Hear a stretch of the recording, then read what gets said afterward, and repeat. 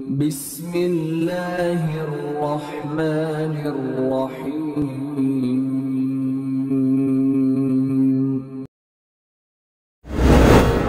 حضرت ابو سعید خدری رضی اللہ تعالیٰ عنہ نے بیان کیا کہ رسول اللہ صلی اللہ علیہ وسلم نے فرمایا کہ اللہ تعالیٰ اہل جنت سے فرمائے گا کہ اے جنت والو، جنتی جواب دیں گے ہم حاضر ہیں اے ہمارے پروردگار، تیری سعادت حاصل کرنے کے لیے۔ اللہ تعالیٰ پوچھے گا کیا اب تم لوگ خوش ہوئے؟